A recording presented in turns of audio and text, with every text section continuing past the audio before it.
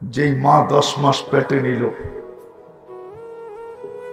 যেই বাবা নিজের সমস্ত ব্যক্তিত্বকে বিলীন করে দিয়া, বিক্রি করে দিয়া সন্তানকে মানুষ করে দাঁড় করাইল, এডুকেটেড করলো, বড় শিক্ষিত করলো, চাকরিজীবী বানাইলো, ওই বাপকে রেখা সে বৃদ্ধাশ্রমে, এর চেয়ে বড় ধোঁকার চিত্র আর কি হবে? আমাকে বুঝান আপনাদের বিবেক দিয়া, এর চেয়ে বড় ধোঁকার চিত্র কি হবে? কত বড় ধোঁকা! রাগ হয়ে যাবেন? এখানে একজনও হবে কিনা আমি জানি না, যে ডেলি প্রতিদিন 2 রাকাত নফল পড়ে মা বাবার নামে অতিরিক্ত নফল, আর সেই পড়াতে অভ্যস্ত, ওরা বলে আল্লাহ 1 রাকাত মাকে দিয়েন, 1 রাকাত বাবাকে দিয়েন, এরকম অভ্যস্ত এখানে একজন নাই। কিন্তু বাবা নাই বহুত লোক এখানে আছে, মা নাই বহুত লোক আছে, ঠিক না? তাইলে দোকানা তো কি? 2 রাকাত নফল পড়ার সুযোগ হয় না আমার 24 ঘন্টায়। 1 রাকাত বাবার নামে, 1 রাকাত মার নামে পড়ি তো না। অথচ মা, অথচ বাবা। আজ থেকে 50 বছর 40 বছর পিছে যদি চলে যান, তাহলে নন সিটি কি ছিল? রাগ হয়ে যাবে?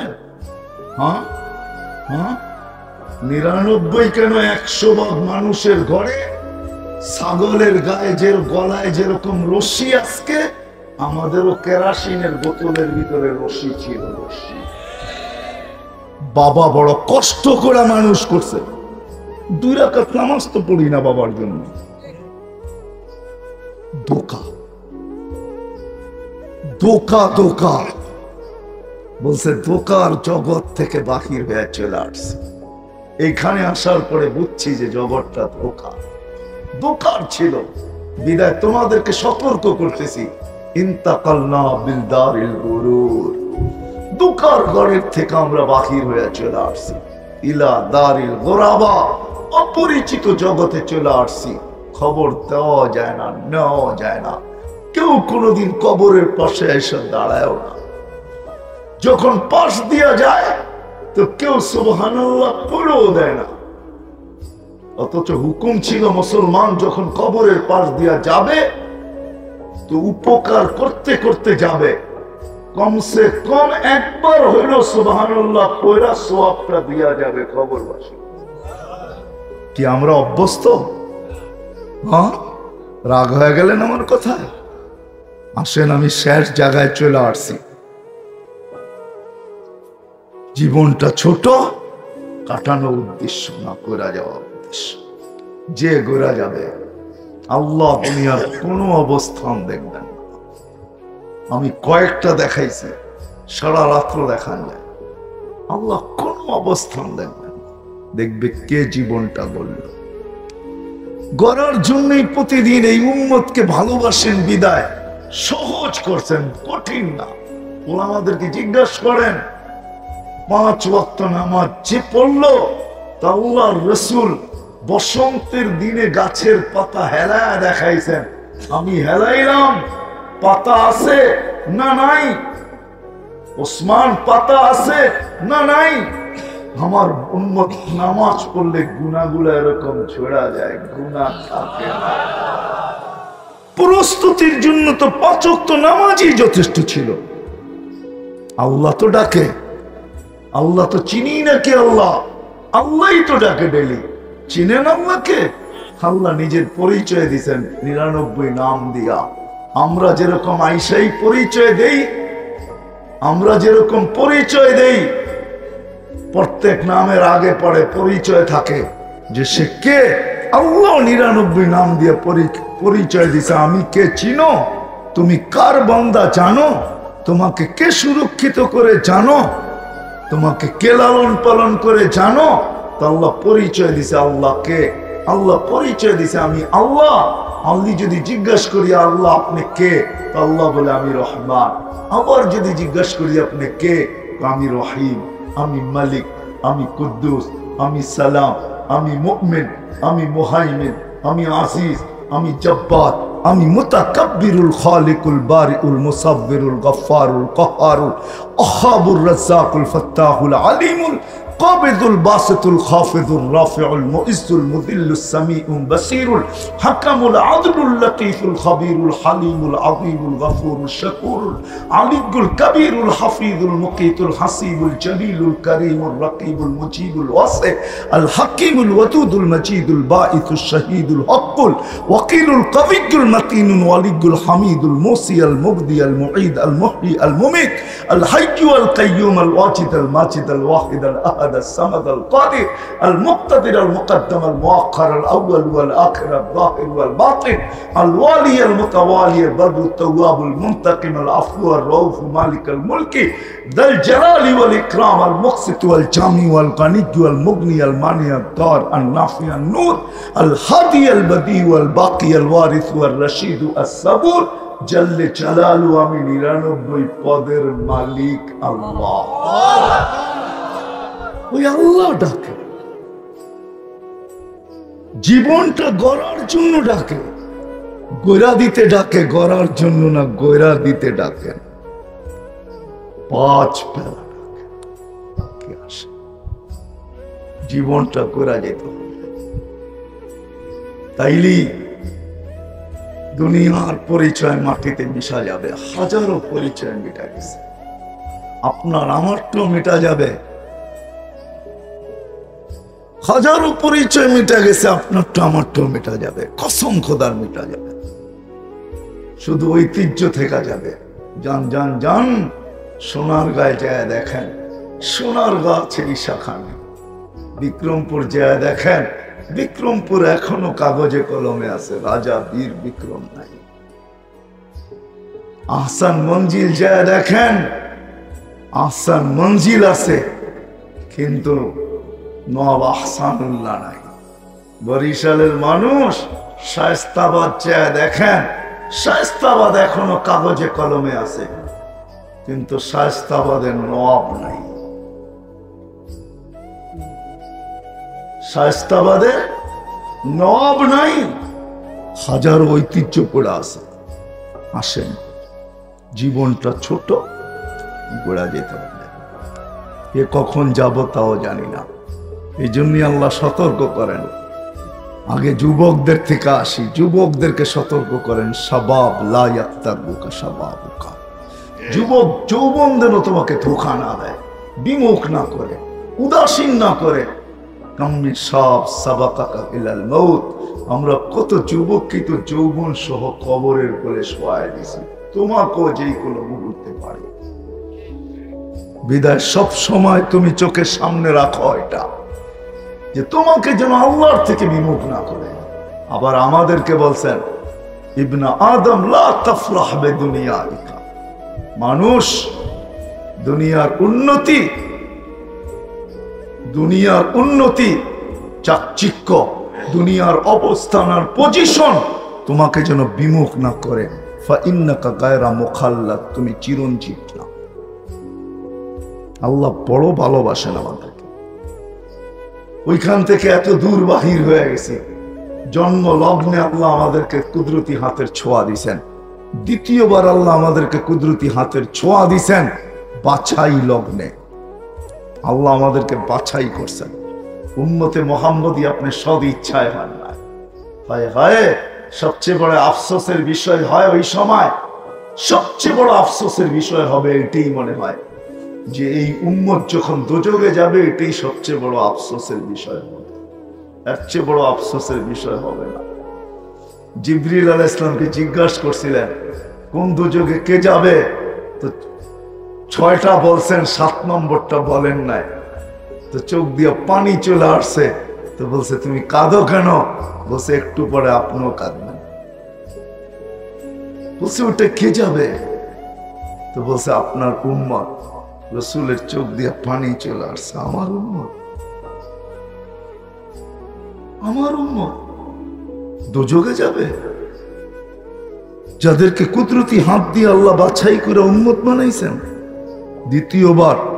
তৃতীয়বার হুয়াজতাবাকুম, কোরআনের আয়াত বলে তৃতীয়বার আল্লাহ আমাদের উপরে কুদরতি হাত দিয়া মনোগ্রাম লাগাইছেন, কুনতুম খায়রা উম্মাহ, তোমাদের চেয়ে উত্তম কোন উম্মত আমি তৈরি করি না। হায় হায়, 5 ওয়াক্তই উম্মত পড়ে না, যেটার ভিতরে 5 ওয়াক্তের ভিতরে পুরাটা জীবনটা ঢুকায়া দিছিলেন। নামাজ তো নামাজ ছিল না, নামাজ তো নামাজ ছিল না, আমার জীবনের পূর্ণতা ছিল পূর্ণতা। নামাজ তো নামাজ ছিল না, আমার জীবন কমপ্লিট হওয়া ছিল। নামাজ তো নামাজ ছিল না, আমার পুরা জীবনের গ্রহণযোগ্যতা ছিল। ইদা সলুহা সলুহা সাইরুল আমাল। 50 ছিল, ভালোবাসার খাতিরে 5 করে দিয়েছেন, যে 50 পড়বে, এত কষ্ট করবে, ভালোবাসার পাত্র কি করে হয়, কমায় দিয়েছেন। বন্ধু যাইতে দেরি, কমাইতে দেরি করেন নাই। 50কে 5-এ আইনা দিছেন, সোয়াব 1 রত্তিও কমান নাই। বলছেন 5 পড়বে, 50-এর সোয়াব দিব। কত পড়বেন? 5 পড়বেন, 50-এর সোয়াব দিব। কিন্তু এইখানেও একটু দ্বিধা দ্বন্দ্ব ছিল যে উম্মত যদি না পড়ে কি হবে। তা আল্লাহ দায়িত্ব নিছেন, আমি ডাইকা ডাইকা পড়ায় নেব, আপনি চান। আজান আল্লাহর ডাক, আহ্বান আল্লাহর ডাক। আজানের আওয়াজ শুনলো, নামাজের ওয়াক্ত হলো, আর আসলো না, ডিনাই করলো। শুধু এইখানেই শেষ না, বলে প্রশ্ন তো তারপরও থেকে যাবে, আল্লাহ ডাকলে কি হবে, আমরা যাই তো যাই কি কখন, যাই তো না, আমি তো ব্যস্ত, কোত্থেকে যাবে। আল্লাহ সিস্টেম করছেন, বন্ধু উম্মত আপনার ভালোবাসার পাত্র। আমাদের নবীজি আমাদেরকে ভালোবাসতেন, এখনো বাসেন, কিয়ামতের মাঠেও বাসবে। ওনার মতো উম্মতকে কেউ ভালোবাসে নাই, কেউ বাসবেও না। আমাদের এখানে তো গাথা নাই, নামটা যদি গাথা থাকতো তাহলে আমাদের অবস্থা এরকম হতো, এত বুঝাইতে হতো না, তাহলে নবী চিনতাম। হায় হায়, আমাদেরকে অনেক ভালোবাসে, আল্লাহ বাসে। আল্লাহ বলে, বন্ধু আপনার সাথে আমার ওয়াদা হয়ে গেছে, আপনাকে লজ্জিত করব না। উম্মত পড়ে না, ফরজের ঘাটতি আমি থাকতে দিব না। কি কইরা? রমজানে 70 গুণ বাড়ায় দিব, 70 গুণ। 1 ফরজ কয় ফরজ? কয় ফরজ? 1 ফরজ একদিন পড়া মানি, একদিন পড়া রমজানে মানি 70 দিন পড়া, ঠিক না? 1 মাস পড়া মানি 70 মাস পড়া। 12 মাস বাদ দেন, কত থাকে? 12 মাস বাদ দিয়া দেন 70-এর থেকে, কত থাকে? 58 মাস। তারপরও আপনার ব্যালেন্সে থাকবে, কিন্তু তারপরও তো 50% মানুষ নামাজ পড়ে না। সত্য এটাই, রাগ হয়েন না, বক্ষণ করবেন আল্লাহ, 24 ঘন্টা অক্সিজেন নিবেন আল্লাহ, সব বক্ষণ করবেন আল্লাহ, আর আল্লাহ ডাকবে আর আপনি আসবেন না, ব্যস্ততা দেখাবেন আর বলবেন আমি ব্যস্ত। রব্বে কাবার কসম, প্রস্তুত থাকেন। মরতে দেরি, লাতুস আলুন নাইম, কাঠ গোড়ায় দাঁড় করাইতে দেরি করবে না। দুনিয়ার সমস্ত অশান্তি, সমস্ত কিছু মৌত এসে পরিসমাপ্তি ঘটায় দিবে, ওইখানে কোনো মৌত হবে না, এটাও জেনে নেন। মৌত হবে না, সত্য এটাই। আল্লাহ বলে আপনার উম্মতের ফরজের ঘাটতি থাকতে দিব। 1 ফরজ, হায় হায়, এতটুক দিয়েও মনে হয় বন্ধুর মন বড়ে নাই, বন্ধুর মন বড়ে নাই। এই জন্য আল্লাহ আরো যোগ করছেন। আমি যদি বলি আল্লাহ 58 বৎসর, 58 মাস তো বাকি থাকবে, আল্লাহ বলে বন্ধু যদি খুশি না হইল, আবার বলতেছে আরো 1000 মাস যোগ করে নেন। উম্মতকে বলেন আরো 1000 মাস, লাইলাতুল কদরি খায়রুম মিন, আরো 1000 মাস যোগ করে নিতে বলেন, 1070 মাস জীবন গড়তে আর কি লাগে? ঠিক না? একটা রমজানই তো যথেষ্ট ছিল, ঠিক না? কিন্তু আমরা কয়জন পড়ব? কয়জন আমরা পড়ব? আমার জাতির কয়জন পড়ে? কয়জন পড়ে? রোজা কয়জন রাখে? হ্যাঁ, আমরা তো রমজানের সময় চলি, আজ পর্যন্ত তো কোনো হাটে বাজারে রোডে ঘাটে কোথাও কাউকে ইফতারির সময় দাঁড়ায় থাকতে দেখলাম না, আর এই আওয়াজ দিতে দেখলাম না যে আজান হয়ে গেছে, তুমি আমার কাছ থেকে 1 ঘট পানি দিয়ে ইফতারি করে আগে চলো। এরকম পানি নিয়ে তো আজ পর্যন্ত কাউকে রোডে দাঁড়ায় থাকতে দেখলাম না। অথচ সুযোগ তো ছিল, যদি 1 ঘট পানি দিয়া কাউকে রমজানে ইফতারি করানো হইতো, তো আল্লাহর রাসূল বলেন, মান ফাত্তারা সাইমান, যে কোন রোজাদারকে 1 ঘট পানি দিয়া ইফতার করাইলো, ইতকু রাকাবাতিন, তার গর্দান জাহান্নাম থেকে মুক্ত হয়ে গেল। মাগফিরাতান লিযুনুব, সমস্ত গুনাহ মাফ হইলো। আমার জাতির কাউকে তো দেখা যায় না কোনোদিন রোডে ঘাটে হাটে বাজারে যে এই পানির বোতল নিয়ে দাঁড়ায় ডাকতেছে, আজান হয়ে গেছে, আসো আমার এখান থেকে 1 ঘট পানি দিয়ে ইফতারি করো। সহযোগিতার হাত, সহানুভূতির হাত বাড়াইতে তো কাউকে দেখা যায় না। অথচ তো ওয়াদা ছিল, তুমি সহানুভূতি দেখাইতে দেরি, তোমাকে জান্নাত লেখা দিতে দেরি করব না। ভালোবাসা তো দিছিলেন। আসেন, সত্য এটাই। কথা বাড়াইলে অনেক বাড়বে, আর এতটুকুই যথেষ্ট মনে করি আমি। জীবনটা কাটায় গেলে চলবে না, জীবনটা ওনার, উনি দিছেন সব, আল্লাহর দেওয়া। আমি শুধু ব্যবহার করা, আমি আমিত্বের বিকাশ ঘটাইতেছি। আমি আমি আমি আমি বাপ দেখা চলি আর বলি আমি ব্যস্ত, আল্লাহকে দেওয়ার সুযোগ নাই। শুনে রাখেন, সত্য এটাই, কিয়ামতের দিন যেদিন মুহাম্মদুর রাসূলুল্লাহ সাল্লাল্লাহু আলাইহি ওয়াসাল্লাম, যিনি কিয়ামতের বাদশা, আল্লাহ মালিক, আমি মানি, মালিক ইয়াউমিদ্দিন, এটা আমার ঈমানের অংশ, কিন্তু রাজা মুহাম্মদুর রাসূলুল্লাহ,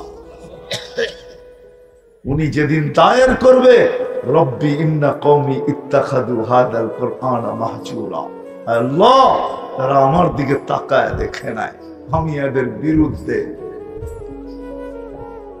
কেউ আল্লাহ আপনার পক্ষে যাবে না, রাগ হয়ে যায় না অঙ্গীকার করতে যে আমি গুনার কামে আমার ইন্টারনেট আমি ব্যবহার করবো না। ব্যবহার করো তুমি, আমার কোনো আপত্তি নেই। প্রযুক্তি আসছে, তুমি ব্যবহার করবে, আমার আপত্তি নেই, কিন্তু গুনার কাজে করবো না। 1 মাস সবার কাছ থেকে আরেকটা নিব, আসেন 1 মাসের জন্য টেলিভিশনে চোখ দিব না। পারবেন? টেলিভিশনে চোখ দিব না 1 মাসের জন্য। পরে কি বৈধ না বৈধ এটা আমার প্রশ্ন না। আরেকটা শেষ, যেটা আল্লাহ যদি আপনাকে সামর্থ্য দিয়া থাকে, 1 গ্লাস পানি দিয়ে, 1 ডোক পানি দিয়ে কাউকে ইফতার করাইতে পারেন। আসেন আমরা একজন আরেকজনকে এই রমজানে সহানুভূতি দেখাই। হায়, আমার জাতি যদি এরকম হইতো, আমি দুনিয়া ঘুরা বলতেছি আপনাদেরকে, আমি যদি দুনিয়াতে না দেখতাম তাহলে আমি কোনোদিন এই কথা বলতাম না। আমি দুনিয়া ঘুরে আপনাদেরকে বলতেছি, আমার জাতি যদি এরকম হতো যে দৈনন্দিন প্রয়োজনের জিনিস যারা বিক্রি করে, তারা যদি 1 মাস এই কথা বলতো যে আমি 1 মাসে কোনো লাভ নিব, যেই দামে কিনা ওই দামে বিক্রি। যদি আমার জাতি এরকম হতো, যদি এরকম হতো যেই দামে কিনা 11 মাস কামাই 1 মাস কামাবো, আমি সহানুভূতি দেখাবো, কারণ আমার জন্য জান্নাত দরকার, আমি জান্নাত লেখা নিতে চাই। আর ক্রেতারাও যদি এরকম হইতো, ক্রেতারাও যদি এরকম হইতো যে আমার প্রয়োজনের থেকে 1 রত্তি বেশি নিব না। আমরাও তো এরকম পাইলে ভাববো যে সারা বৎসরেরটাই একবার কিনা রাখি, ঠিক না? ও তো যেই দামে কিনা ওই দামে বিক্রি করতেছে, ঠিক না? আমরাও যদি এরকম হতাম যে এক রত্তি বেশি আমি নিব না প্রয়োজনের থেকে, ডেলিটা ডেলি নিব, বলবেন তাহলে ফ্রিজ কি কামে থাকবে, ঠিক না? আমার জাতি যদি এরকম হতো। আরেকটা আছে, যারা ক্রেতা এরা যদি বলতো তুমি নেও না, লাভ কেন? জান্নাতের আশায়। জান্নাত আমারও দরকার আছে, আমি তোমার থেকে যেই দামে কিনা ওই দামে বিক্রি করলে বটে মাইনা নিলাম, কিন্তু আমি 10 টাকা তোমাকে হাদিয়া হিসেবে দিয়ে গেলাম, সহানুভূতি হিসেবে দিয়ে গেলাম। আমার জাতি যদি এরকম হইতো, কি বলেন, কেমন হইতো? সমাজটা কেমন হইতো? আমরা কেমন হইতাম? আছে দুনিয়া এরকম দেশ আছে, আমি 6 বার দেখা আসছি, 6 বার টানা।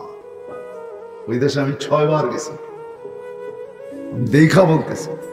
আমি জিজ্ঞাসা করছি, বলছে আমরা গরিব মানুষ, কালো আফ্রিকার। চাঁদ একটা দেশ আছে, চাঁদ, এটা আবার আকাশের চাঁদ না। ওরা দৈনন্দিন প্রয়োজনের জিনিস যারা রমজানে বিক্রি করে 1 পয়সা মুনাফা নেয় না, তারা 1 রত্তি বেশি নেয় না। যাওয়ার সময় আর হাতের মুঠের ভিতরে হাদিয়া দেওয়া যায়। তুমি নেও না জান্নাত, আমারও জান্নাত দরকার। হায় হায়, আমার জাতি যদি এমন হইতো, আমার কথাটা যদি পুরো জাতির দিলে কাঁদত, একটা রমজান যদি এমন হইতো। এই জন্য আপনাদের পায়ে হাত রেখা বলি, আমাদের যাদেরকে আল্লাহ সামর্থ্য দিছে, আসেন রমজান মাসে সহযোগিতা, যেটাকে বলে, এটাকে কি বলে, একজন আরেকজনকে সহমর্মিতা দেখান, মুআসাত আরবিতে বলেন। এটা যারা করে, আল্লাহ ফেরেশতাদেরকে ডাইকা আইনে এদেরকে দেখান, দেখ প্রতিযোগিতা চলতেছে, সহানুভূতির প্রতিযোগিতা, জান্নাত পাওয়ার জন্য লেখা দিলাম, এদেরকে নিয়ে তোমাদের উপরে গৌরব করি। আল্লাহ এরকম দেখায়, করবো তো? হ্যাঁ, সাধ্য অনুযায়ী করবেন তো? হ্যাঁ, গরিবদেরকে করি, এলাকার খুঁজা খুঁজা মাদ্রাসা গুলাতে থাকে ছেলেরা, এদের সঙ্গে সহযোগিতা।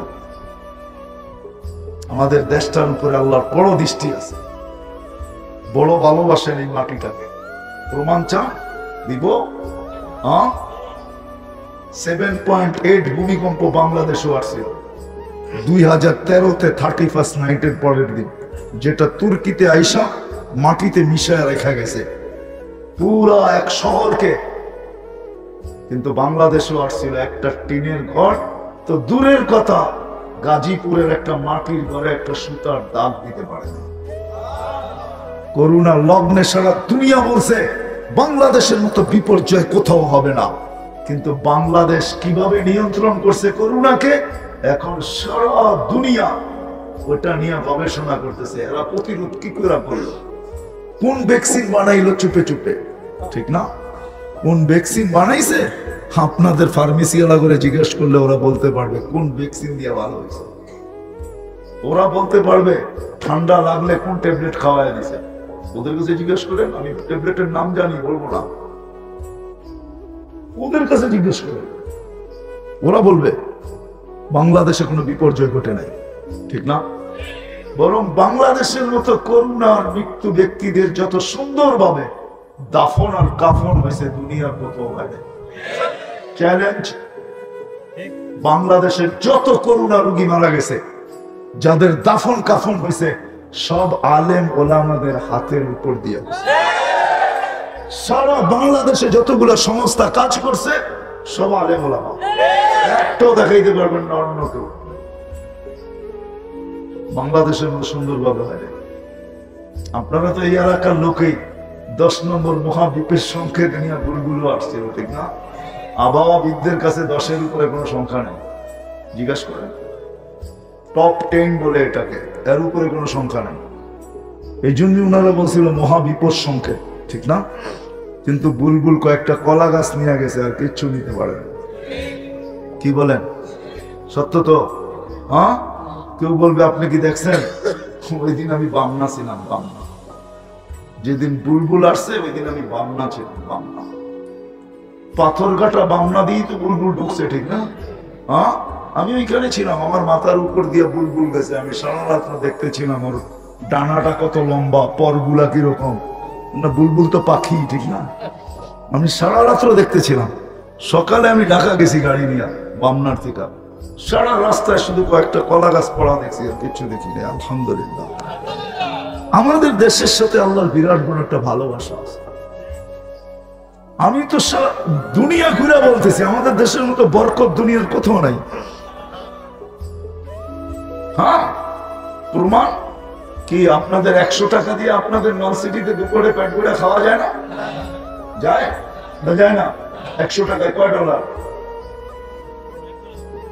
মাইনা নিলাম $1, $1 না। কিন্তু দুনিয়ার কোন দেশ দেখাবেন $1 দিয়ে আপনি দুপুরে খাবেন? আমার চেয়ে বেশি দুনিয়া করছেন আপনি। আপনি আমাকে দেখাবেন কোথায় খাবেন আপনি $1 দিয়ে দুপুরের খানা? $1 আপনি তো হাফ লিটার পানিও পাবেন না। অনেক দেশ আছে 1 লিটারে হাফ লিটার পানি পাবেন না। আপনি খাবেন কোথেকে? আমাদের দেশে দুপুরে পেট ভরে খাওয়া যায়। নল সিটিতে না খাইতে পারলে ঢাকায় আসেন, তেহারি খাওয়ায় দেবেন 100 টাকার, পুরা খাইতেও পারবেন না মনে হয়। আল্লাহ বরকত দিছে এই দেশে, কেন জানেন? এই পরিবেশগুলোর কারণে। এই পরিবেশ দুনিয়ার কোথাও নাই, এত মাদ্রাসা দুনিয়ার কোথাও নাই, মসজিদ নাই, মক্তব নাই, হেফজখানা নাই, দাড়ি টুপি নাই, বোরকা নাই, ওই যুবকরা নাই যারা আল্লাহর ভয়ে নিজেদেরকে ফুটায় এনেছে। আমি চিনি, সারা দিন রাত রাস্তায় চলি তো, অনেক যুবককে দেখি আলহামদুলিল্লাহ। এইখানে স্টেজে 2 জনকে দাঁড়া করায় দিতে পারি। রাস্তায় দেখছে আমাকে, ওই পিছে পিছে অন্য থানার থেকে নদ নলি পাড়ি হয়ে আমার পিছে পিছে এইখান পর্যন্ত চলে আসছে। আসরের নামাজ পড়তেছিল, যুবক, কলেজে পড়ে। ওই দিন আমি কিশোরগঞ্জ গেছি, এক ইউনিভার্সিটির ছাত্র এসে টুপি খুলে বলতেছে, হুজুর আমার চুলটা কি নবীর আদর্শ মতো কাটা হইলো, আমি আজকে কাটা আসছি। আমি অসুস্থ ছিলাম, পুরো সুস্থ হয়ে গেছি কথা শোনা। এই পরিবেশের কারণে আমাদের দেশটা সমগ্র বিপর্যয়ের থেকে বেঁচে আছে সদা সর্বদা। এই জন্য আমি 10 বছর ধরে বলি, বাংলাদেশ নড়ে চড়ে পড়ে না, কোনোদিন পড়বে না। শতবার ভূমিকম্প আসছে, কোনো বিপর্যয় নাই। যদিও বলে 9 নম্বর আসবে, 10 নম্বর আসবে, আমি বলি আসতে পারে, আমি মানি, আমি অস্বীকার করি না। কিন্তু দেওয়ালে বল মারলে ভেদ করতে পারলে না বিপর্যয় হবে। যদি ভেদ না করতে পারলো তো পিছে যাবে, নাইলে ডাইনে যাবে, বামে যাবে। আমাদের দেশে 9 নম্বর আসবে, মানি আমি আসতে পারে, কিন্তু ইনশাআল্লাহ এক পরিবেশের সুরক্ষার চাদর, এই লাল সবুজের পতাকাকে আধ্যাত্মিক চাদর দ্বারা এটা সুরক্ষিত আছে। এটাকে ভেদ করতে পারলে বিপর্যয় ঘটবে, না করতে পারলে পেপারে উঠবে 9 নম্বর আসছে, কিন্তু পিছে চলে গেছে, নাইলে ডাইনে গেছে, বামে গেছে, আমাদের কোনো বিপর্যয় হয় না। ইনশাআল্লাহ হবে না যদি পরিবেশগুলোকে ধরে রাখতে পারে। এই মাদ্রাসা, এই মক্তব, এই হেফজখানা। এই জন্য আপনাদের কাছে দরখাস্ত রাখবো, রমজানের মাস আসতেছে, সহানুভূতির মাস। যেমন একজন আরেকজনের সাথে করব, এরকমই মাদ্রাসাগুলোর সাথেও করি। যারা জায়গা দিচ্ছেন, যারা প্রতিষ্ঠানটাকে দাঁড় করাইছেন নিজের মায়ের নামে, একজন নিজের স্ত্রীর নামে, সন্তানরা নিজের মায়ের নামে, এই পরিবেশগুলোকে ধরে রাখে। হ্যাঁ, এটি আমাদের দেশের জমিনের এটা ফাউন্ডেশন। ফাউন্ডেশন যত মজবুত হয় তখন বলা যায় যে এটা কাপুনিকে সয়ে আনে। ইনশাআল্লাহ এটি যত মজবুত হবে তত বেশি আমাদের দেশ ইনশাআল্লাহ সমস্ত দুর্যোগ থেকে, বিপর্যয়ের থেকে বেঁচে যাবে। করবেন সহযোগিতা? হ্যাঁ, আমি চান্দা করব না। আমি শুনতেছিলাম যারা এটা প্রতিষ্ঠা করছেন, যদি ওনারা এই এলাকারই থাকেন, ঢাকাতে দেয়া দিয়েছেন আপনাদেরকে, আমরা সহযোগিতা করি যাতে এই প্রতিষ্ঠানটা আরো সুন্দর থেকে সুন্দর হয়, আরো ফুলে, আরো ফলে, ভালো আলেম বাহির হয়, হাফেজ বাহির হয়। এটার জন্য আমাদের সহযোগিতার হাত বাড়াইতে হবে। নিজের মনে করতে হবে যেটা আমার, এগুলা টিকা থাকবে, ইনশাআল্লাহ আমাদের দেশ সমস্ত বিপর্যয়ের থেকে বেঁচে যাবে। আর যদি তা না হয় তাহলে বিপর্যয়ের থেকে বাঁচবে না। এই জন্য আমাদের এই পরিবেশগুলোকে টিকে রাখতে হবে। রাখবো তো ইনশাআল্লাহ। আল্লাহ আমাদের সবাইকে আমল করার তৌফিক দান করেন। ওমা আলাইনা ইল্লাল বালাগ। মুহাম্মদুর রাসূলুল্লাহ যদি পক্ষে না আসলো, আপনি জীবন কাটায় দেন আল্লাহ আল্লাহ বলতে বলতে, আল্লাহ আপনার পক্ষে আসবে। বিশ্বাস হয় না? হয় না? আমি কোরআন দিতেছি, কোরআন।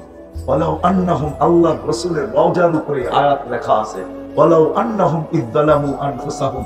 আপনার উম্মত যদি গুনাহ করতে করতে করতে করতে কোন পর্বে লজ্জিত হয়, সুম্মা জাউকা, আপনার কাছে আসে, আস্তাগফিরুল্লাহ, আমার কাছে মাপ চায়, বন্ধু আমি ওর দিকে দেখবো না, আমি তো আপনার দিকে দেখবো। আস্তাগফিরুল্লাহুর রাসূল, আপনি যদি পক্ষে হন তো আমি মাফ করে দিব। কত করলো, কে করলো, এটা আমার বিষয় না। কিয়ামতের রাজা বাদশা মুহাম্মদুর রাসূলুল্লাহ সাল্লাল্লাহু আলাইহি ওয়াসাল্লাম, যার চাওয়া ছাড়া আল্লাহ হিসাব কিতাব শুরু করবেন না। ১.৫ লক্ষ নবী, ৩১২ জন রাসূল, ৪ জন উলুল আজমি মিনার রাসূল, ৩ জন কিতাবপ্রাপ্ত নবী চিৎকার দিবে নাফসি নাফসি নাফসি নাফসি। আল্লাহুম্মা কদি আলাইনা, আল্লাহ হিসাব কিতাব করে দেন। কি হবে হবে, এই কষ্ট আর সহ্য হয় না। কেমন কষ্ট? তুবাদদিলুল আরদা গায়রাল আরদ, জমিনটাকে উল্টায় দিবে, নিচে আগুন জ্বালায় দিবে, সূর্যকে ৯ কোটি ৩০ লক্ষ মাইল দূরের থেকে নিয়ে আসবে, মাথার উপরে ১.৫ কিলোমিটার উপরে এটাকে সেট করবে। সেট শুধু শুধু কোরআন বলে নাই। আপনি নাও মানতে পারেন, আমার সমাজে কিছু লোক আছে যারা এগুলা শুনে হাস্যকর মনে করে। আপনি নাও মানতে পারেন, তাতে কিছু আসে যায় না, কিন্তু এটা মনে রাখবেন, আপনি সিগনেচারও দিয়ে আসছেন, আবার কি বায়োমেট্রিকও দিয়ে আসছেন। বায়োমেট্রিক আমরা কেউ আসি নাই, আল্লাহ সিগনেচারও রাখছেন, আবার বায়োমেট্রিকও রাখছেন। কোরআন বলে আলাস্তু বিরাব্বিকুম ক্বালু বালা, এটা হলো সিগনেচার। বায়োমেট্রিক আয়াহসাবুল ইনসানু আন নাজমা ইযামা বালা কাদিরিনা আলা আন নুসাব্বিয়া বানানা, বালা কাদিরিনা আলা আন নুসাব্বিয়া বানানা। তোর ফিঙ্গার তোকে কিয়ামতের দিন মিলায়া দেব, মিলায়া, তারপরে বাধ্য করব।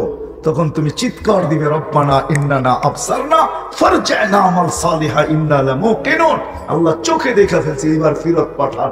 আল্লাহ বলবে কাল্লা, কখনো সম্ভব না।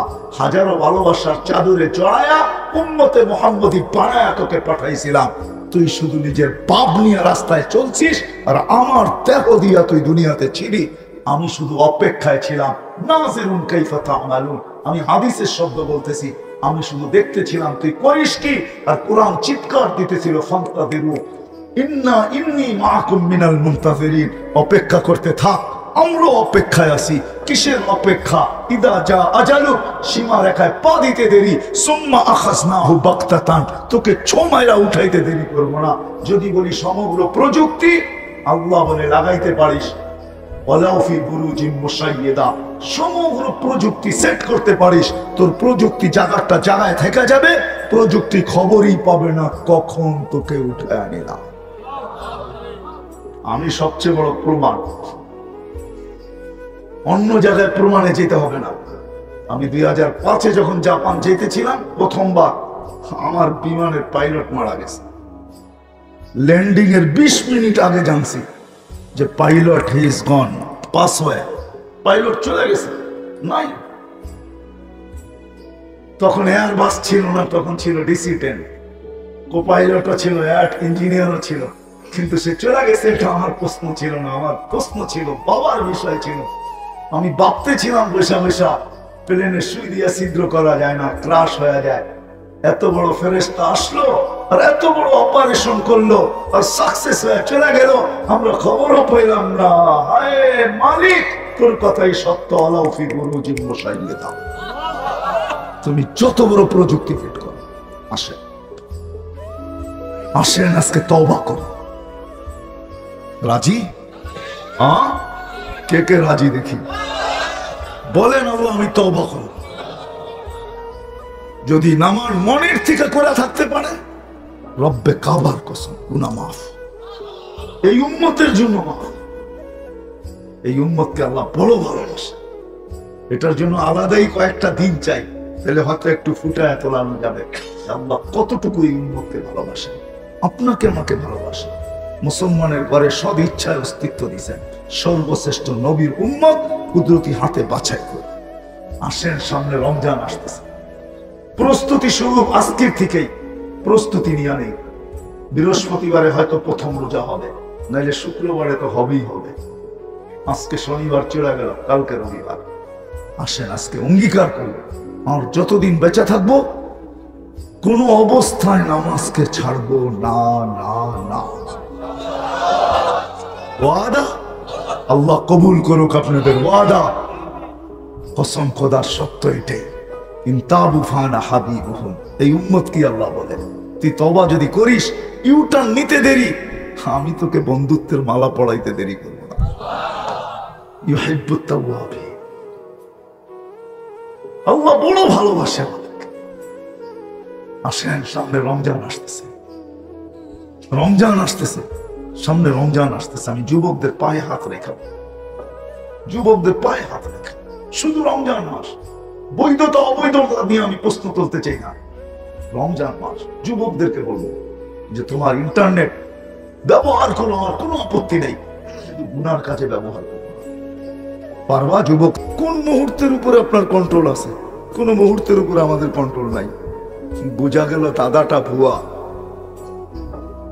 জীবন আমার না, জীবন আমাকে কেউ দিছে, আল্লাহ দিছে। চলে যেতে হবে, নল সিটির মানুষ ভালো মতে বোঝেন, চলে যেতে হবে। বিদায় আসেন, ভাবি ভাবি সলিউশন বাহির করি। আমার এই জীবনটা ছোট, দুই পর্বে আল্লাহ আমাদেরকে মাফ করছেন, তিনবার কুদরতি হাত লাগাইছেন জন্মলগ্নে, নাইলে এই পানির ফোঁটাটা এত সুন্দর রূপ কোনদিন নিত। এই জন্যই তো আল্লাহ কোন পর্বে বলেন, যখন আল্লাহটা পাওয়ার পরে সবকিছু আল্লাহ। আমরা বলি আমরা তো কর্মে ব্যস্ত থাকি, আপনাকে যদি প্রশ্ন করি আপনি কর্মে ব্যস্ত, আপনি কর্ম কার দেহটা দিয়া করেন বলেন? এটা কার দেওয়া? হ্যাঁ, তাহলে আপনি কি করে বলেন আমি কর্ম করি? আমি কর্মে ব্যস্ত। কেউ অফিসে, কেউ আদালতে, কেউ খেতে, কেউ খামারে, কেউ মেইলে, কেউ ফ্যাক্টরিতে, কেউ হাটে, কেউ বাজারে, কেউ রোডে, কেউ ঘাটে, কেউ রোডে, কেউ ঘাটে, কেউ বাড়িতে, কেউ ঘরে। আপনি যে কর্ম করেন দেহটা কার? কে দিছে? কয়জন এখানে হাত উঠাইতে পারবেন যে মাসের শেষে 100 টাকার একটা নোট উপরের দিকে উঠায় বলি আল্লাহ তোকে 100 টাকা দিলাম? এই অভ্যাস কার আছে এখানে? একজনও তো হাত উঠাইতে পারবেন না। আমার কথা যুক্তিগত বলেন, অযৌক্তিক না। অযৌক্তিক? হ্যাঁ, অযৌক্তিক। হ্যাঁ, আপনি শ্রম শেষ করেই তো হাত পাতেন, ঠিক না? মাস শেষ হওয়ার সাথে সাথেই হাত পাতেন আমার বেতন কবে হবে, ঠিক না? আপনি বেতনটা কার দেহ দিয়া কামাইলেন বলেন? কার দেহ? সুস্থতা কে দিছে এটার ভিতরে? পাওয়ার কে বড়া দিছে এটার ভিতরে? শরীরটা কি কোনো মেশিন দিয়ে চলে? আমাকে বুঝান, কোন মেশিন দিয়ে শরীর চলে?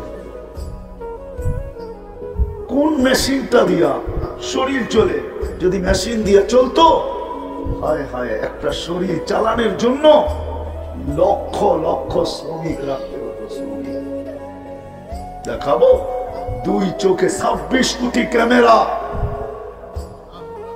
13 কোটি করে যদি শ্রমিক দিয়া চলতো, তাহলে আপনাকে 26 জন হলেও রাখতে হতো, পার 1 কোটিতে একজন। কে চালায় আপনার চোখ? 13 কোটি করে 26 কোটি ক্যামেরা চোখ। ওয়ার্কার দিয়ে চালাবেন? এটা ওয়ার্কার দিয়ে চলে না, এটা উনি চালায় তো চলে। এই জন্যই তো উনি বলে, যখন সবকিছু দেওয়ার পরে হারায় যায় তো কাছের থেকে আয়সা বলে আমা কুনতা মা আম্মাহিনা, তোর কি একটু সুযোগ হয় না যে তুই একটু ভাববি যে তুই ছিলি কি? একটা নাপাক পানির ফোঁটা ছিলি। ফামান জাআলাকা তামা, তোকে রক্তে রূপান্তরিত কে করলো? ওমান জাআলাকা মুদগা, তোকে রক্তপিণ্ডতে রূপান্তরিত কে করলো? ওমান জাআলাকা ইযামা, তোর কঙ্কালটা কে তৈরি করলো? ওমান কাসা আলাইহি লাহমা, এর উপরে গোশতের আর চামড়ার আবরণ এরকম নিখুঁত ভাবে কে চড়াইলো? আজকে নারী দেখলে তোর দিকে আকর্ষিত হয়, তুই দেখলে নারীর দিকে আকর্ষিত হস। কে তোকে এত নিখুঁত ভাবে সুন্দর করে এই চামড়ার গোস্তের আর চামড়ার আবরণ চড়াইলো? আমা কুনতা সাগীরা, তুই কি ছোট ছিলি না? তোকে বড় কে করলো? ফামান কাব্বারা আমা কুনতা যায়ীফা, তুই কি মার পেটের থেকে দুর্বল আসিস না? ফামান কাওয়াকা, তোকে শক্তিশালী সুঠামত্ব কে দিল? আমা কুনতা জাহিলা, তুই মার পেটের থেকে কি অজ্ঞ আসিস না? ফামান আল্লামাক, তোকে শিক্ষা কে দিল? আজকে তুই এডুকেটেড, কে শিক্ষা দিল? আমা কুনতা মিসকিনা, তুই মার পেটের থেকে কি নিশ্চয় আসিস না? কেমন নিশ্চয়? ফালা লাকা সিন্নুন তাক্তা, তোর তো দাঁত ছিল না, কাটবি থেকে? ওই সময় তো দাঁত ছিল না, কাটার তো প্রশ্নই ওঠে না। ওয়ালা লাকা লিসানুন তানতিক, জিহ্বা তো ছিল, বাকশক্তি তো ছিল না। ওয়ালা লাকা উযুনুন তাসমা, কান তো ছিল, সৃষ্টি শ্রবণ শক্তির কার্যকারিতা তো ছিল না। ওয়ালা লাকা আইনুন তানদুর, চক্ষু তো ছিল, দৃষ্টি শক্তির কার্যকারিতা তো ছিল না। ওয়ালা লাকা আকলুন তুমাইয়িজ, মগজ তো ছিল, বলমন্দ তো তুমি বুঝতে না। ওয়ালা লাকা কলবুন তাতাফাক্কার, দিল তো ছিল, চিন্তা কি জিনিস তুমি জানতে না। ওয়ালা লাকা ইয়াদুন তাবতিশ, হাত তো ছিল কিন্তু চলার ধরার ক্ষমতা তো ছিল না। ওয়ালা লাকা লিজনুন তামশি, পাও তো ছিল, চলার ক্ষমতা তো ছিল না। আল্লাহ জিজ্ঞাসা করেন আলাইসা কাযালিক, বল বল বল, মার পেটের থেকে কি এইভাবে আসিস নাই? কে সাজাইল? কে ডেকোরেশন করলো? কে সাজাইলো আপনাকে আমাকে? বলেন। আল্লাহ বলে একটু ভাবিস না, তোকে কে সাজাইলো? একজনও তো হাত উঠানো পাইলাম না যে আমি জীবনে এতটুকু বয়সে যে আমি একদিন নির্জনে বসে ভাবছি ছিলাম কি হলাম। কে আমাকে এরকম বলল? সে কে? তাইলে তো প্রশ্নের জবাব বাহির হয়ে আসতো। শুধু শুধু তো কোরআন বলে নাই ইন্না ফি খালকিস সামাওয়াতি ওয়াল আরদ ওয়াখতিলাফিল লাইলি ওয়ান নাহার লাআয়াতিন লিউলিল আলবাব আল্লাযীনা ইয়াযকুরুনাল্লাহা কিয়ামান ওয়া কুউদান ওয়া আলা জুনুবিহিম ওয়া ইয়াতাফাক্কারুনা ফি খালকিস সামাওয়াতি ওয়াল আরদ রব্বানা মা খালাকতা হাযা বাতিলা সুবহানাকা ফাকিনা আযাবান নার। বাপনা আমার ভিতর থেকে জবাব বাহির করে নিয়ে আসতো, তাইলে তো আমি আল্লাহকে চিনতাম। 5 বেলা ডাকতে দেরি, ছুটে আসতে তো দেরি হতো না। আজকে যুবকও আসে না, বৃদ্ধ আসে না, শিক্ষিত আসে না, অশিক্ষিত আসে না, নারীও আসে না, পুরুষও আসে না। সবাই বলে আমি ব্যস্ত ব্যস্ত ব্যস্ত ব্যস্ত ব্যস্ত ব্যস্ত। আমি যদি প্রশ্ন করি তুমি ব্যস্ত কার ব্যাপারটা? আমার কি প্রশ্ন করার অধিকার আছে না নাই? কার দেহ দিয়া, কার হায়াত দিয়া? হায়াতটা কে দিল? সুস্থতা কে দিল? সবকিছু তোমার ভিতরে আমার ভিতরে কে দিল? তুমি যে বলে ব্যস্ত। এই জন্য আল্লাহ একটা কথা শুনেও দিয়েছেন আমাদের, তুমি মরতে দেরি, তোমার কানে ধ্বনি আসতে দেরি হবে। তোমাকে উঠাইতে দেরি, আমরা ধ্বনি দিয়া উঠাবো। ধ্বনি ধ্বনি আওয়াজ বোঝেন? ফেরেশতা আওয়াজ দিবে সালাল ইস্তেগাল। বল তোর ব্যস্ততা কোথায়? বল। ফেরেশতা যখন রুটা বাহির করবে তখন প্রশ্ন করবে আইনাল ইস্তেগাল, বল তোর ব্যস্ততা কোথায়? বল কোথায় তোর ব্যস্ততা? তারপরে ফেরেশতা জবাব দিবে সালাল ইস্তেগাল, একটা টান দিবে আর রুটা বাহির করে বলবে সালাল ইস্তেগাল, তোর ব্যস্ততা শেষ। পরিসমাপ্তি ঘটায় দিলাম তোর ব্যস্ততা। তুই বলিস ব্যস্ত, আল্লাহ ডাকে তারপর আসে। ময়লা হয়তো আগুনে নিক্ষেপ করতেন, একটু পরে বাহির করে নিয়ে ছাড়া দিতেন, ময়লা আগুনকে ছাই বানায় ফেলত, আগুন ময়লাকে ছাই বানায় ফেলতো, দস্তরখান চকচকা হয়ে যেত, একটা সুতা জ্বালানোর ক্ষমতা হয় নাই। সবাই জিজ্ঞাসা করছে কোত্থেকে শিখলে? জাদু। বলছে জাদু না, এটা দোজাহানের বাদশার হাতের ছোঁয়া। আপনি বলেন যদি হাতের ছোঁয়াই কাজ দেয়, তাহলে 6 বছর 6 মাস বয়সে মা বাবা দুইজনকে হারায় ফেলছেন। কেউ ছিল না, না দাদা ছিল, আবু তালেবের লালন পালন করছেন 6 বছর 6 মাস বয়স থেকে নিয়ে। আমার মন বলে না জানি কত রাত্র আবু তালেবের বুকের উপরে ঘুমায় গেছে। আবু তালেব ছায়াকে পৃথক করতেন কিন্তু নবীজিকে পৃথক করতেন না। ছায়া মাঝে মাঝে তার থেকে দূরে সরত কিন্তু ভাতিজাকে না। ভাতিজাকে কেউ জিজ্ঞাসা করলে বলতো বাবাকে, দৌড়ে এসে বলতো আমি বাবা, বাচ্চার বাবা। 44 বৎসরে কতবার চাচার গায়ে হাত রাখছে, ছোট বয়সে কতবার চাচার মুখে ঘুমাইছে, যার হাতের ছোঁয়া লাগলে দুনিয়ার আগুন জ্বালানোর ক্ষমতা রাখে, যার ইশারা পাইলে ভাগ্য খোলে। গুইসাবকে ইশারা করছেন, গুইসাব চিৎকার দিয়া বলছেন লব্বাইক ওয়া সাদাইক ইয়া গায়না ওয়াফা ইয়াউমিল কিয়ামা। হাদিসের দব ওলামা জানে, মশহুর প্রসিদ্ধ হাদিসের দব। লম্বাকে শর্ট করলাম, অনেক লম্বা হাদিস, কাহিনী অনেক লম্বা। ইশারা করতে দেরি, চিৎকার দিয়া, তাও জীবিতটা না, মৃত্যু।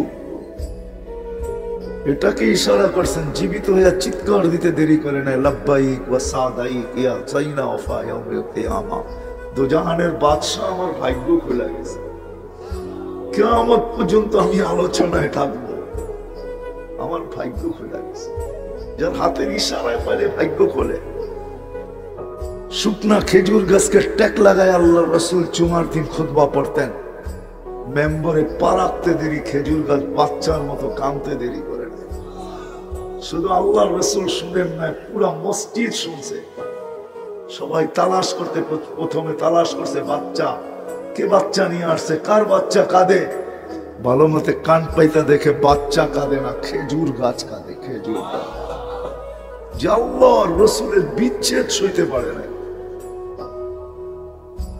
যে আল্লাহর রাসূলের বিচ্ছেদ, পিঠের ছোঁয়ার বিচ্ছেদ সইতে পারে না, রাগ হয়ে যাবেন বলবো? যে আল্লাহর রাসূলের পিঠের ছোঁয়ার বিচ্ছেদ সইতে পারে না, এখানে তো একজনও নাই। এই বয়সে যতবার চুল কাটছে, একবার সেলুনে যায় বলছে আমার চুলটা আজকে আমার নবীর আদর্শ মতে কেটে দিবে। থাকলে হাত উঠান তো দেখি, কে কাটছি কাটবো না না মান, আমি বুঝি, আগে গ্রামার বোঝেন তারপরে উঠা। এই পর্যন্ত সেলুনে যায় এই কথা বলা চুল কাটছি, কাটি নাই, মুখ দিয়ে উচ্চারণ করি নাই, আল্লাহ রাসূলের আদর্শ মতে কেটে দেয়। কিয়ামতের দিন আমিও যেন হাত পাতার সুযোগ হয়, যে জীবনে আপনি একদিন আপনার আদর্শের উচ্চারণ করা, আদর্শ মতে চুল কাটছি, আমাকে কি দিবেন দেন না, আপনি তো আজকের দিনের বাদশা, যা চাবেন তা হবে। যার ব্যাপারে সুপারিশ করবেন তারটাই গ্রহণযোগ্য হবে, আমাকে কিছু দেন না। রাগ হয়ে গেলেন, ভাবি একটু ভাবি। আল্লাহর রাসূল মেম্বর থেকে নেমে আসছে, খেজুর গাছকে সান্ত্বনা দিছে, তোকে জান্নাতে নিয়ে যাব, কাঁদিস না, ছোঁয়া দিয়েই মেম্বরে উঠবো। আল্লাহর রাসূলের মেম্বরের নিচে দাফন করা আছে, রাখা আছে, একটা এখনো রাখা আছে, ওইখানেই রাখা আছে, যদিও উপরে টাইলস লেগে গেছে, কিন্তু রাখা আছে ওইখানে। তোকে জান্নাতে নিয়ে যাবো, তুই খেজুর দিবি, আমি খাবো। যার পিঠের ছোঁয়া পাইলে ভাগ্য খোলে। 34 বছর যদি লালন পালন করে, কেমন খোলা উচিত ছিল? এইখানেই শেষ, রাত্র চলে যাবে, শেষ হয়ে যাবে, শুধু এগুলা শুনাইতে হায় হায় হায়। আল্লাহর রাসূল ঘুমাইতেছেন, জাবের রাদিয়াল্লাহু তাআলা আনহু মাথার কাছে বসে আছেন, দেখতেছে দূরের থেকে গাছটা হাঁটতে হাঁটতে আইসা মাথার কাছে দাঁড়াইলো, আর দীর্ঘক্ষণ দাঁড়ায় রইল, আবার জায়গায় যায় লেগে গেল। বুঝার কোনো ক্ষমতাই নাই যে এটা একবার উঠছিল আবার নিজের জায়গায় লেগে গেছে। ঘুমের থেকে উঠার পরে বলছে, ইয়া রাসূলুল্লাহ, দেখলাম তো। দেখলাম কি? বলে কি দেখলে? বলে মানুষের মতো হাঁটতে হাঁটতে আসলো, হেসরাইতে হেসরাইতে আসলো, মাথার কাছে দাঁড়ায় যে আপনার জায়গা মতে লেগে গেল। আল্লাহ রাসূল হাসতেছিল আর বলতেছিলেন, ও আমাকে দূর থেকে দেখতেছিল, ওর মন ভরতেছিল। গাছেরও মন আছে, আল্লাহর কাছে দোয়া করছে, আল্লাহ আপনার বন্ধুকে একটু মাথার কাছে দাঁড়ায় দেখতে দেন। আবু তালেব 44 বছর লালন পালন করছে। এইখানেই তো শেষ না, এইখানেই তো শেষ না। এতটুকুই তো শেষ না। হায় হায় হায়, উম্মত তো নবীও চিনে না, আল্লাহও চিনে না। যদি চিনতো তাহলে এখানে গাথা থাকতো, গাথা।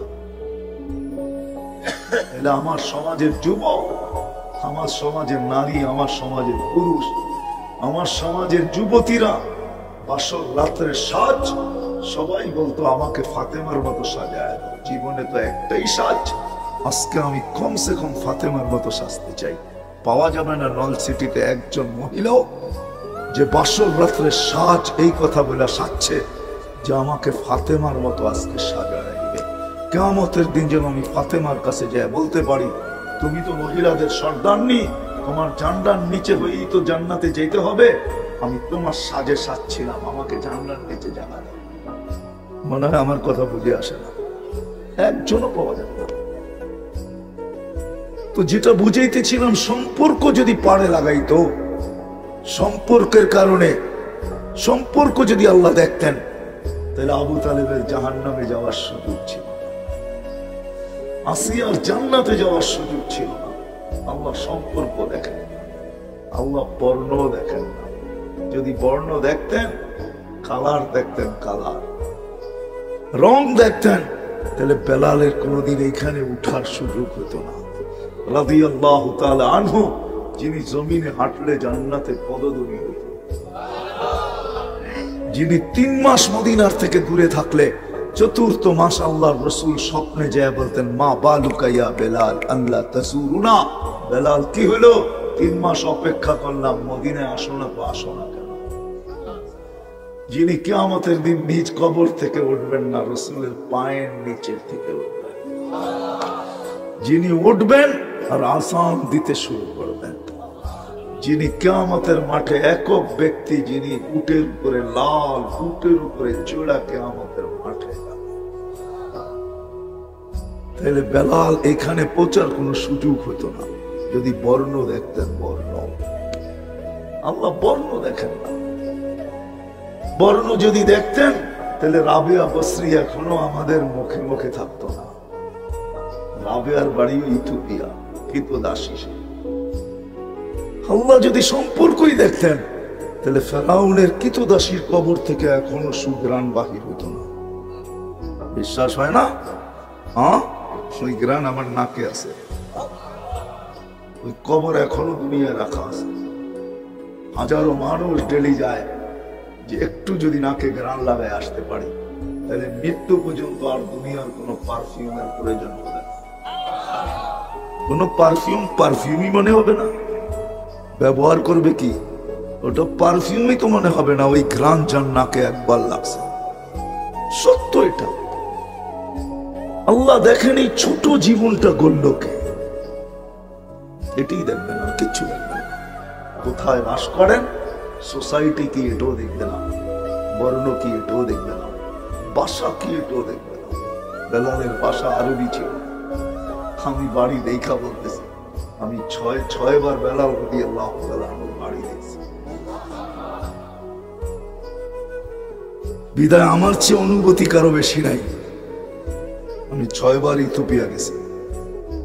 এই জন্যই জোর দিয়ে বলি, আল্লাহ ভাষা দেখবেন না, সোসাইটি দেখবেন না, বংশ দেখবেন না, কাপড় চোপড় দেখবেন না, খাওয়া দাওয়া দেখবেন না, বাড়ি ঘর দেখবেন না, দুনিয়ার কোন অবস্থান দেখবেন না। দেখবেন কে ছোট জীবনটা বলেন, যে ছোট জীবনটা আল্লাহ আমাদেরকে দিয়েছেন। কাঠ ছাটের পরে উম্মত হিসাবে, ভালোবাসার পাত্র হিসাবে মাফ করে দিয়েছেন 2 পর্বে মাফ করছেন।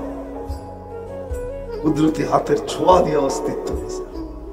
সমগ্র দুনিয়ার মানুষকে, সমগ্র উম্মতকে আল্লাহ একবার কুদরতি হাতের ছোঁয়া দিয়েছেন, আমাদেরকে 3 বার দিয়েছেন। কয়বার বুঝে আসে না? একবার অস্তিত্ব লগ্নে দিয়েছেন, নাইলে 1 ফোঁটা পানি এত সুন্দর হলো তো হলো কি করে? এত সুন্দর কি করে হলো? 1 ফোঁটা পানি এত সুন্দর করে কি করে বললেন?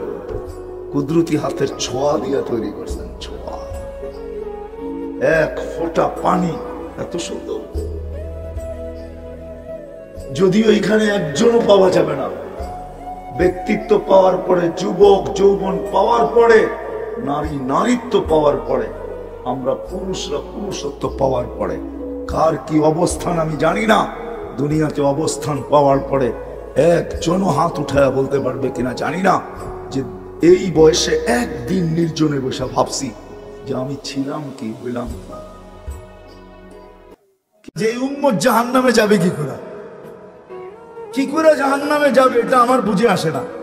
আমি তো কোথাও টোকায়া পাই না এই উম্মতে জাহান্নামে যাওয়ার সুযোগ, কোন রাস্তা দেখি না যে এই উম্মত জাহান্নামে কি করে যাবে। কিন্তু তারপরেও যাবে, এটাও সত্য। তারপরেও তাহলে বুঝা গেল ওর মতো হতভাগা কেউ নেই, এই উম্মতে জাহান্নামে যাওয়ার কোনো সুযোগ নেই। আমি আপনাকে দেখাইতেছি, আসসালাতু ইলা সালাতি কাফারা, যে 5 ওয়াক্ত নামাজ পড়ে সে বুকে হাত দিয়া বলতে পারে 24 ঘন্টার গুনাহ মাফ। কেন? হাদিস তো সত্য না মিথ্যা? এখন হুজুররা কইব সগীরা গুনাহ মাফ হয়ে যায়, তাহলে আপনি সগীরা গুনার দলে, আরেক দল হুজুররা আছে যারা বলে কবিরা গুনাহ মাফ হবে। আমি কবিরা গুনাহ আলাদের পক্ষে, নামাজে কবিরা গুনাহ মাফ হয়। কি নামাজে মাফ হয়? না। যদি না হইতেন, আরে ইস্তেগফার লাগবে না মেয়ে, যদি না হইতেন তাহলে আল্লাহর রাসূল কেন ওসমান রাদিয়াল্লাহু তাআলা আনহুকে শীতের মৌসুমে বসন্তের সময় বাহিরে নিয়া গাছের ডাল নাড়া দিয়া সমস্ত পাতাগুলা ঝরায়া তারপরে কেন বললো আমার উম্মত যখন ফরজ নামাজ পড়ে গুনাহগুলা এইভাবে ঝরা যায়? ওইখানে কি বলছে নাকি বড় পাতা ছোট পাতা? ওইখানে তো পাতা একটাও ছিল না, ঠিক না? আল্লাহর রাসূল বুঝেইছে কোনো গুনাহই থাকবে না। নামাজ নিজেই ইস্তেগফার। আবার ইস্তেগফার কি? নামাজ নিজেই ইস্তেগফার, নামাজ নিজেই জিকির আছে কি? নামাজ এসে বড় আকিমিস সালাতা লিযিকরি, নামাজ এসে বড় জিকির আবার কি? নামাজ নিজেই ইস্তেগফার, নামাজ নিজেই সোয়াশের অ্যাকশন না খালি। আপনি নামাজ চিনেন? যদি সোয়াশের না হইতো আল্লাহর রাসূল কেন বলতো ইদা সালুহা সালুহা সাহিরুল আমাল, নামাজ ওকে, তোমার পরিপূর্ণ জীবনটা ওকে, সর্বলাইন ওকে, সর্বদিক ওকে। তাহলে নামাজের ভিতরে যদি ইস্তেগফার না থাকতো তাহলে এটা কি করে হতো? সমস্ত বন্দেগীকে গ্রহণযোগ্যতা পাওয়ার জন্য নামাজকে গ্রহণযোগ্যতামূলক বানাইতে হবে। নামাজ ওকে সব ওকে। তো যেটা বুঝাইতেছিলাম পূর্ণতা, 24 ঘন্টা যে